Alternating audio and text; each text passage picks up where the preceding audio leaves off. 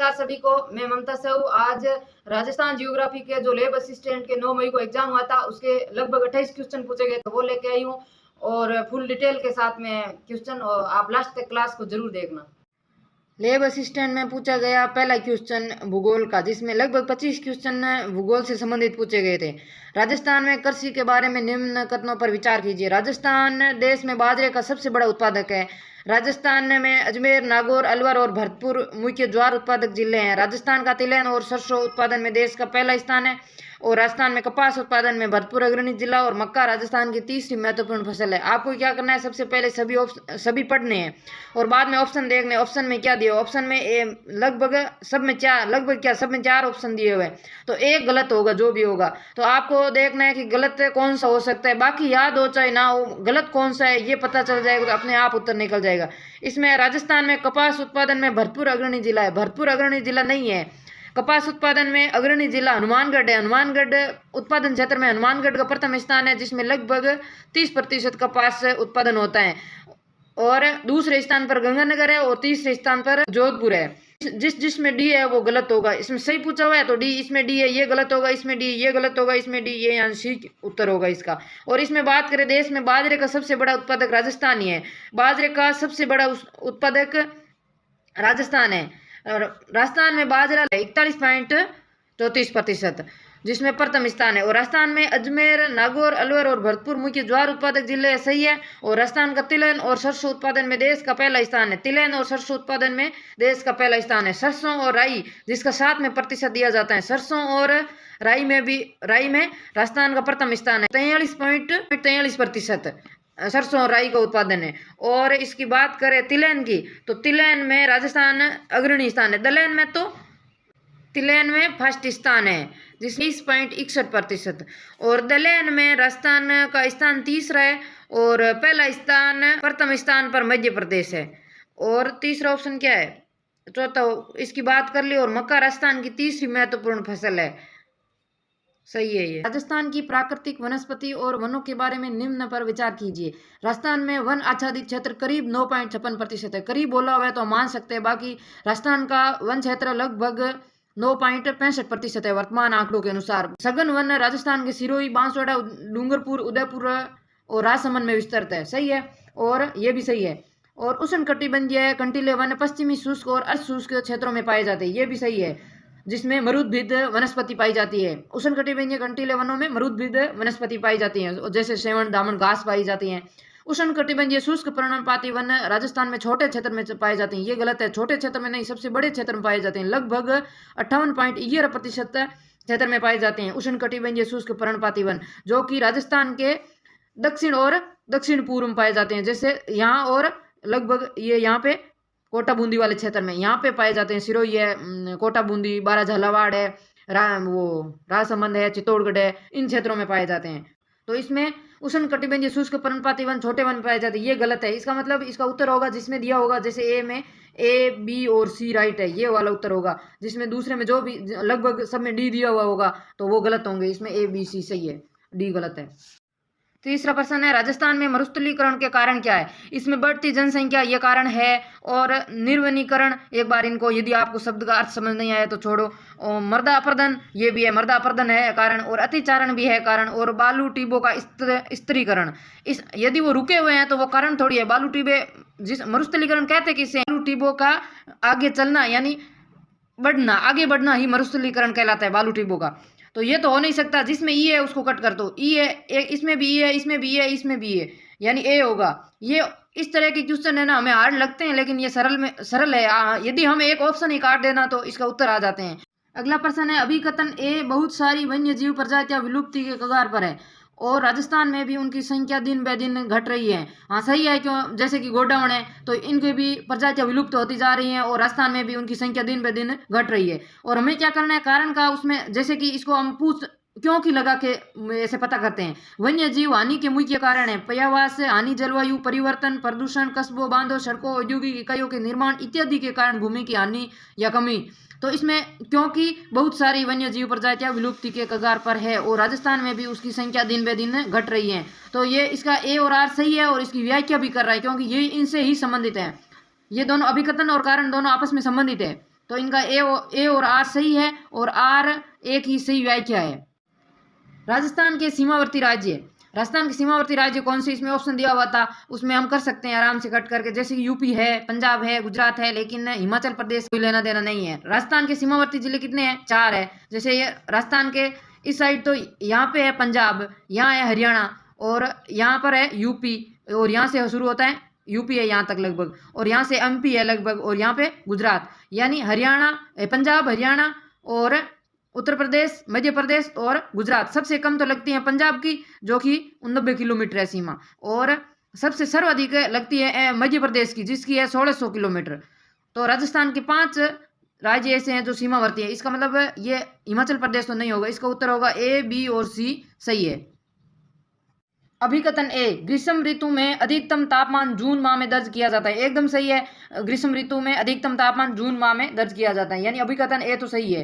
ग्रीष्म ऋतु में लू नामक गर्म हवा राजस्थान में बहती है, ये भी सही है, लेकिन लू अलग है, तापमान जून माह में अलग है, तापमान लू अलग है, तो इसका मतलब आपस में इसका कोई व्याख्या नहीं कर रहा है। इसमें होगा ए सही है, ए और आर दोनों सही है, लेकिन ए और आर दोनों सही है, लेकिन ए आर की व्याख्या नहीं कर रहा है, ए आर की व्याख्या नहीं। राजस्थान राज्य सड़क परिवहन निगम किस वर्ष में स्थापित किया गया था? राजस्थान राज्य सड़क परिवहन निगम 1964 में स्थापित किया गया, 1 अक्टूबर 1964 में, जिसका आदर्श वाक्य, राजस्थान राज्य पथ परिवहन निगम या सड़क परिवहन निगम, जिसका आदर्श वाक्य क्या है? सुभाषते पंथाने संतु, सुभाषते पंथाने संतु, सुभाषते पंथाने संतु। इसको तो क्या बोलते हैं? राजस्थान राज्य सड़क परिवहन निगम यानी RSRTC, RSRTC। और रीड कोर की स्थापना कब की गई? रीड कोर, यही परिवहन से संबंधित है। रीड कोर इसकी फुल फॉर्म है road infrastructure development company of Rajasthan, जिसकी स्थापना अक्टूबर 2004 में की गई। रीड कोर की स्थापना कब की गई? अक्टूबर 2004। और मुख्यालय कहाँ है दोनों का ही? इनका ही जयपुर में ही है। राजस्थान सड़क परिवहन, इनका भी मुख्यालय जयपुर में है और ये भी रीड कोर भी जयपुर में है। और इसका आदर्श वाक्य क्या है? चरे वेती चरे वेती, इसका आदर्श वाक्य है चरे वेती चरे वेती। ये कई बार पूछा हुआ क्वेश्चन है, चरे वेती आदर्श वाक्य। इसका क्या है? इसका राजस्थान राज्य सड़क परिवहन निगम यानी RSRTC। RSRTC का तो आदर्श वाक्य सुभाषते पंथाने संतु, और रीड कोर का है चरे वेती, और दोनों का मुख्यालय जयपुर में। और स्थापना इनकी तो 2004 में की गई रीड कोर की, और इसकी राजस्थान राज्य सड़क परिवहन की स्थापना 1 अक्टूबर 1964 को की गई। सुमेलित करें, ये तो सबको पता है। अभ्यारण्य से संबंधित केवलादेव घना पक्षी राष्ट्रीय पार्क जो कि भरतपुर में है केवलादेव, और नाहरगढ़ अभ्यारण्य, नाहरगढ़ कहाँ है? जयपुर में है। और सरिस्का कहाँ है? सरिस्का अलवर में है। और रणथंभौर राष्ट्रीय पार्क कहाँ है? सवाई माधोपुर में है। ये तो सबको पता है। अगला क्वेश्चन है, भारत में राजस्थान निम्न में से किस खनिज का एकमात्र उत्पादक है? यानी खनिज टॉपिक से संबंधित है, जो कि हमें सबसे हार्ड लगते हैं। इसमें तो वैसे सरल ही पूछा गया था, बाकी खनिज से ऐसे बनते हैं, स्थानों के नाम पूछ लेते हैं कि, तो इसमें क्या पूछा है? भारत में राजस्थान निम्न में से किस खनिज का एकमात्र उत्पादक है? इसमें चांदी का भी वर्तमान आंकड़ों के अनुसार तो चांदी का भी एकमात्र, इसका उत्तर होगा वोलेस्टोनाइट, पिछले आंकड़ों के हिसाब से पूछा गया है। और किस किस खनिज में राजस्थान पहले स्थान में है? तो सीसा जस्ता में भी एकमात्र है उत्पादक, और सेलेनाइट में, और वोलेस्टोनाइट तो हो गया, और जास्पर में, और तांबड़ा में, और गार्नेट, तांबड़ा को ही गार्नेट बोलते हैं। और जिप्सम में भी है, जिप्सम में जास्पर और जिप्सम सेम होता है, जिप्सम में और भी सुलेमानी पत्थर में भी राजस्थान एकमात्र उत्पादक राज्य है, सुलेमानी पत्थर में। ये तो सरल क्वेश्चन पूछा गया था कि अरावली की सबसे ऊंची चोटी कौन सी है? इसमें ऑप्शन में गुरु शिखर था, तो अरावली की सबसे ऊंची चोटी कौन सी है? गुरु शिखर। ऑप्शन में और भी 3 ऑप्शन लगते और सबसे ऊंची चोटी पूछी हुई थी, गुरु शिखर ही दिया हुआ था। कौन सा राष्ट्रीय पार्क अभ्यारण्य पक्षियों के स्वर्ग के रूप में भी जाना जाता है? तो घना राष्ट्रीय पार्क भी कई बार दे देते हैं, केवलादेव भी दे देते हैं। इसमें घना राष्ट्रीय पार्क है, जिसको पक्षियों का स्वर्ग कहते हैं, और इसका नाम है वो भगवान शिव यानी कैलाश का केवलादेव मंदिर स्थित है, वहां पे उस पर पढ़ा गया। और इसकी स्थापना 1956 में हुई। 1981 में इसको दूसरा राष्ट्रीय उद्यान घोषित किया। दूसरा राष्ट्रीय उद्यान कब घोषित किया गया? 1981 में। और इससे संबंधित क्या है? और ये सबसे छोटा राष्ट्रीय उद्यान है, ये भी याद रखना है। सबसे छोटा राष्ट्रीय उद्यान कौन सा है? सबसे छोटा राष्ट्रीय उद्यान है घना पक्षी विहार, भरतपुर वाला। और ये सरिस्का कहाँ है? अलवर में, वो तो अभी लिखा हुआ, नाहरगढ़ जयपुर में, और कुंभलगढ़ 3 राज्यों में, राजसमंद और पाली और उदयपुर में फैला हुआ है। जिस भेड़ियों की प्रजनन स्थली कुंभलगढ़ अभ्यारण्य जो कि राजसमंद, पाली और उदयपुर में फैला हुआ है। इसको 1985 में यूनेस्को की विश्व धरोहर सूची में शामिल किया गया एकमात्र अभ्यारण्य यूनेस्को में शामिल है 1985 में। और 1981 को राजस्थान के प्रथम रामसर साइट में शामिल किया गया। सुमेलित करे नदियों से संबंधित बनास नदी का उद्गम होता है खमनौर की पहाड़ी राजसमंद से, और बाणगंगा नदी का उद्गम विराटनगर, कोटपुतली, बैरोड, जयपुर वहां। और पार्वती नदी चंबल नदी का उद्गम तो जाना पाओ की पहाड़ियां महू मध्य प्रदेश से, सबको पता ही है, महू मध्य प्रदेश से, एमपी से। और पार्वती नदी का उद्गम होता है विंध्यन श्रृंखला, ये भी मध्य प्रदेश से ही निकलती है। काली सिंध भी मध्य प्रदेश है और पार्वती भी मध्य प्रदेश, जो कि चंबल नदी की सहायक नदियां हैं। तो चंबल नदी कहाँ से निकलती है? जाना पाओ की पहाड़ी मध्य प्रदेश से, और राजस्थान के 84 से 84 कहाँ है? चित्तौड़ में। 84 चित्तौड़ से राजस्थान में प्रवेश करती है। और इस पर 4 बांध बने हुए, बांधों से कई बार क्वेश्चन पूछा गया है, यानी कई बार तो मुहाने से बांध का क्रम पूछ लेते हैं, कई बार वो जहां गिरती हैं वहां से पूछ लेते हैं। तो सबसे पहले हमें मुहाने से याद करते हैं। पहला बांध है गांधी सागर बांध, जो कि मध्य प्रदेश में ही है, गांधी सागर बांध। और राणा प्रताप सागर बांध, जो कि राजस्थान में है, चित्तौड़गढ़ में। और बाद में है जवाहर सागर बांध, और बाद में है कोटा बैराज बांध। कोटा बैराज है जो कि सिर्फ और सिर्फ सिंचाई से संबंधित है। बाकी तीनों बांध है वो सिंचाई और विद्युत दोनों सिंचाई और विद्युत से संबंधित है, पेयजल से संबंधित है। बाकी कोटा बैराज बांध सिर्फ सिंचाई से संबंधित बांध है। और बात करें बनास नदी की, तो बनास नदी का उद्गम कहाँ से होता है? बनास नदी खमनौर की पहाड़ी राजसमंद से होता है। और इसको उपनाम पूछ लेते हैं कई बार। उपनाम क्या है? इसको वर्णासा भी कहते हैं, यानी वन की आशा, और वशिष्ठी भी कहते हैं। और उद्गम तो हो गया खमनौर की पहाड़ी राजसमंद, यानी वेरो का मठ। कई बार वेरो का मठ भी पूछ लिया कि मतलब किस मठ से होता है, या ऐसे ऑप्शन में दे दिया वेरो का मठ। और ये राजस्थान में बहने वाली, पूर्णतः बहने वाली सबसे लंबी नदी है। ये राजसमंद से निकलती है और आगे जाके इसमें चंबल में मिल जाती है, यानी सिर्फ राजस्थान में बहती है। ये राजस्थान में बहने वाली पूर्णतः सबसे लंबी नदी है। और कुल लंबाई है 512 किलोमीटर। और बात करें बाणगंगा नदी की, इसका उद्गम होता है विराटनगर, यानी विराटनगर, बेराट की पहाड़ियां कोई विराटनगर बोला गया। बेराट की पहाड़ियां कोटपुतली बैरोड से, और राजस्थान में कोटपुतली बैरोड नहीं, राजस्थान में इसको उपनाम की बात करें तो अर्जुन की गंगा उपनाम है। और रुंडित नदी भी इसको बोलते हैं, रुंडित नदी या ताला नदी, इसको ताला नदी भी बोलते हैं। और यह भरतपुर में जाकर विलीन हो जाती है, इसलिए इसको आंतरिक प्रवाह की नदी बन गई है। पहले ये बंगाल की खाड़ी की सहायक, वो बंगाल की खाड़ी में जाने वाली नदी थी, अभी ये आंतरिक नदी बन गई है। और इसका सबसे सर्वाधिक बेसिन कहाँ है? भरतपुर में सर्वाधिक बेसिन है भरतपुर में। ये कई बार पूछा गया है, बाण नदी का सर्वाधिक बेसिन किस जिले में है? यानी भरतपुर में है। 0 डिग्री में समय दोपहर के 12 बजे हो, तब 90 डिग्री पूर्वी देशांतर पर स्थित एक स्थान के स्थानीय समय का निर्धारण करें। 90 डिग्री मतलब 12 बजे दोपहर के 0 डिग्री पर 12 बजे हो, तब 90 डिग्री पूर्वी देशांतर पर, यानी यहाँ 0 डिग्री में 12 बजे हैं। और उत्तर दक्षिण पूर्व, यानी पूर्वी में ये 90 डिग्री पूर्वी में क्या टाइम होगा? तो 90 यहाँ पूर्व में जाते हैं तो टाइम बढ़ता है, और पश्चिम में जाते हैं तो टाइम घटता है। तो इसमें एक देशांतर के बीच में कितने मिनट का अंतर है? ये तो सबको पता ही है, 4 मिनट का अंतर होता है। तो हमें क्या करना है? 0 डिग्री और ये 90 डिग्री को 4 से गुणा करेंगे तो मिनट का उत्तर आ जाएगा। मिनट को बाद में घंटे में चेंज कर लेंगे। तो 4 को 9 में गुणा किया तो 36, यानी 360 मिनट, यानी मिनट तो 360, यानी घंटे कितने हुए? यानी घंटे को 60 से गुणा करेंगे तो घंटे आ जाएंगे मिनट से, 60 मिनट से। तो 6 × 36 यानी 6 घंटे जोड़ने इसमें 12 में, 12 बजे, कौन सा 12 बजे? दोपहर के। तो 6 जोड़े तो शाम के 6 बजे, यानी 12 में 6 जोड़े तो शाम के 6 बजे, यहाँ पे शाम के 6 बज रहे होंगे यहाँ पे 90 डिग्री पर। नदियों को लंबाई के अनुसार व्यवस्थित करें। नदियों की लंबाई के अनुसार व्यवस्थित करना है। सबसे लंबी नदी हम सबको पता है 1051 किलोमीटर है इनकी, चंबल की वर्तमान आंकड़ों के अनुसार। पहले 965 लिखाते थे, अब सबसे यानी बी, पहले तो बी ही होगा। व्यवस्थित करें लंबाई से छोटी, यानी पहले लंबी फिर छोटी, यानी बी होगा। तो ये और ये हो सकता है, ये नहीं हो सकता, ये 2 तो कट हो गए।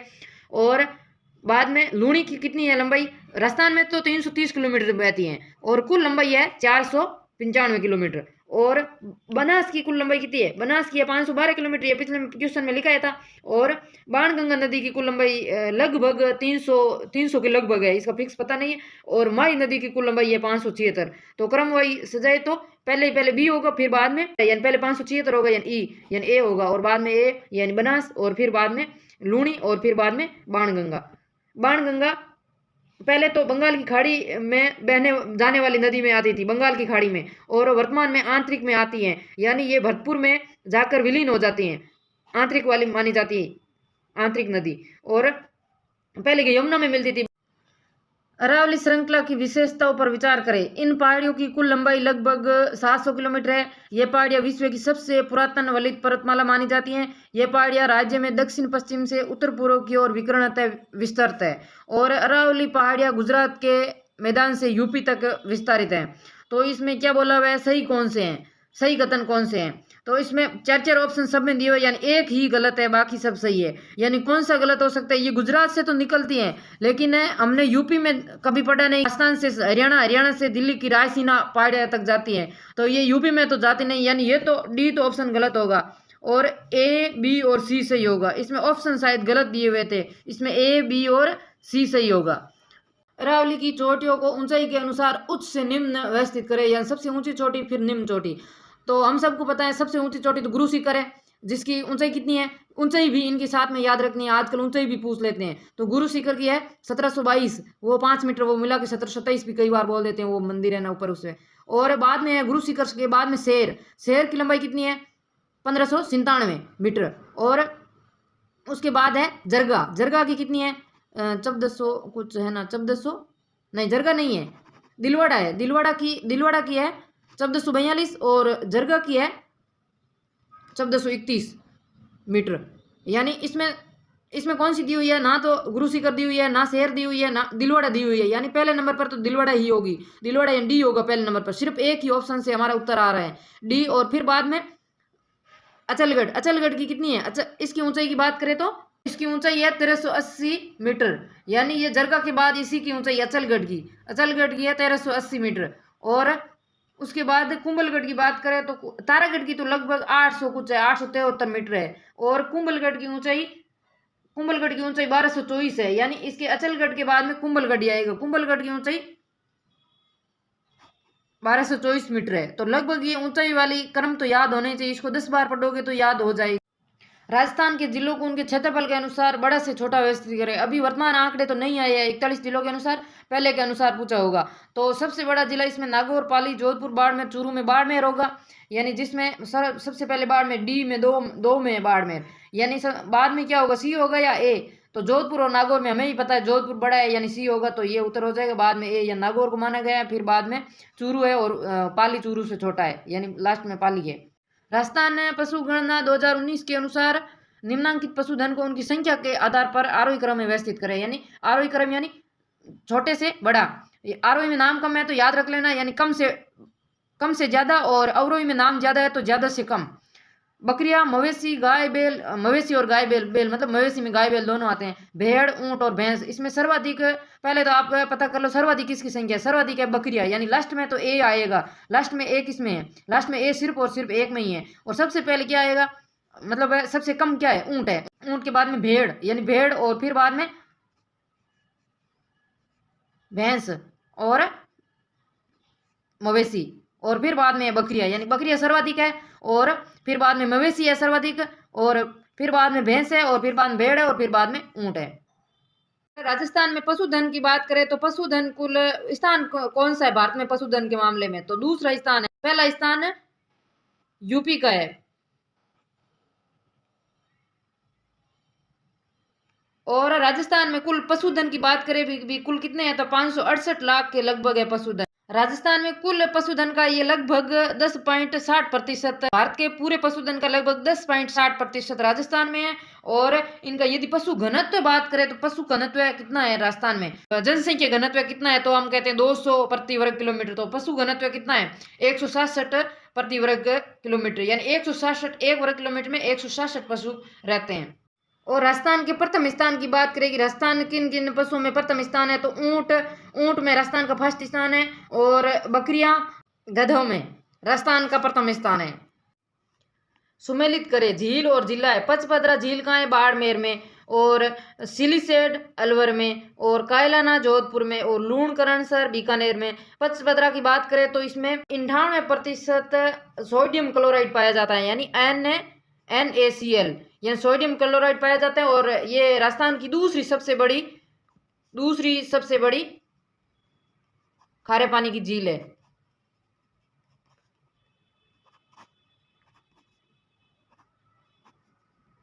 और सिलीसेड की बात करें तो इनको राजस्थान का नंदन कानन भी कहते हैं, नंदन कानन भी।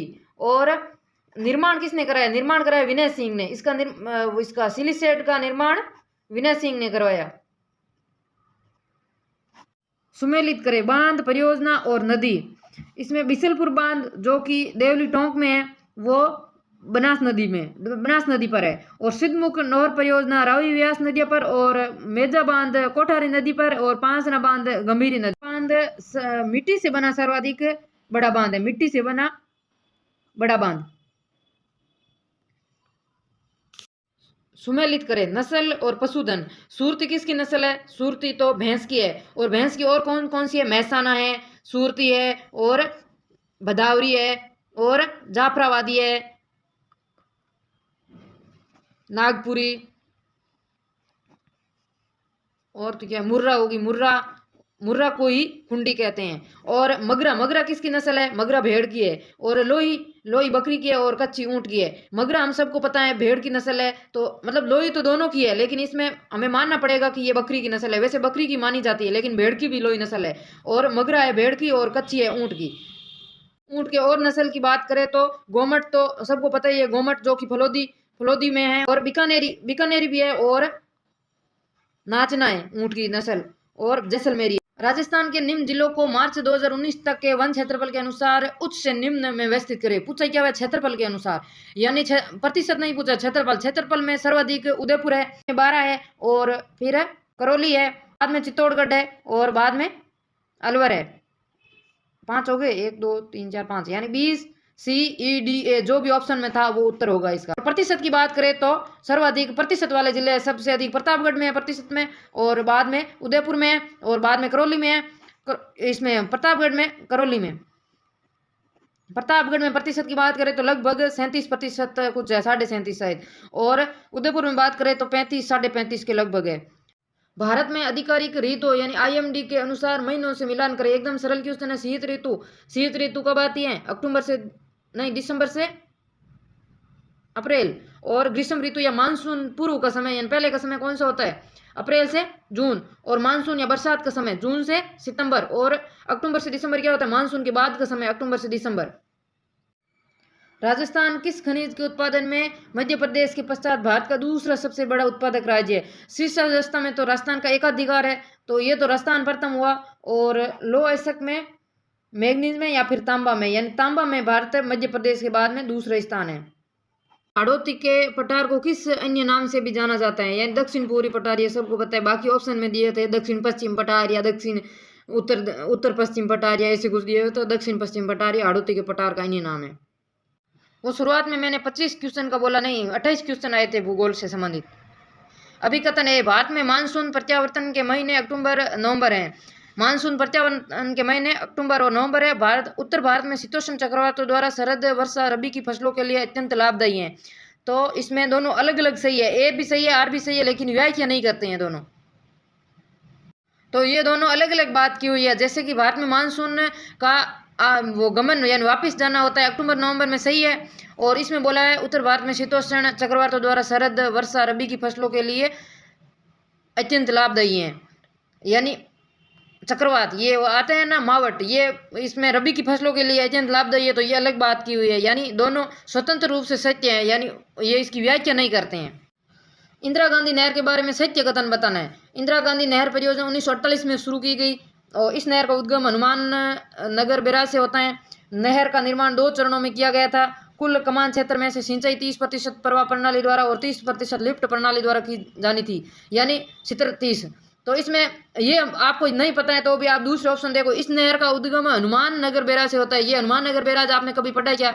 इसमें होगा हरिके बैराज से होता है। इस नदी का हरिके बैराज जो कि सतलज नदी पर पंजाब में बना हुआ है, यानी उससे इस नहर का उद्गम होता है। और इंदिरा गांधी नहर परियोजना 1948 में शुरू नहीं की गई थी। 1948 में कंवर सेन द्वारा रिपोर्ट पेश की गई थी 1948 में।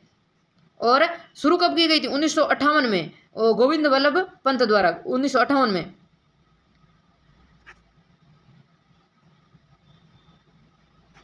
और इसका प्रारंभ में नाम था राजस्थान नहर नाम था प्रारंभ में। और इंदिरा गांधी के निधन के बाद 2 नवंबर 1984 को इसका नाम इंदिरा गांधी नहर किया गया नाम।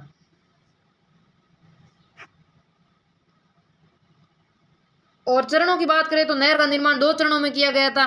प्रथम चरण में जैसे कि उसमें बनाए गए थे, पूरी नहर बनाई गई थी, और दूसरे चरण में उस पर वो लिफ्ट नहर बनाई गई थी। 2 चरण में, और तीसरा चरण अभी आगे जो वहाँ जैसलमेर से बाड़मेर के बीच में चल रहा है। मार्केटिंग ईयर 2024-25 के अनुसार भारत के गेहूं उत्पादक राज्यों में राजस्थान का राज्यवार खरीद में कौन सा स्थान है? तो राज्यवार खरीद में राजस्थान का 4था स्थान है। धन्यवाद सभी को, आपने क्लास को लास्ट तक देखा। और आप और किस टॉपिक के बारे में क्लास चाहते हैं वो कमेंट में जरूर लिखना। और कल मैं इन्हीं लैब असिस्टेंट का क्लास संस्कृति और इतिहास से संबंधित प्रश्न लेके आऊंगी, उनको उस क्लास को भी आप जरूर देखना और क्लास को लाइक करना। धन्यवाद।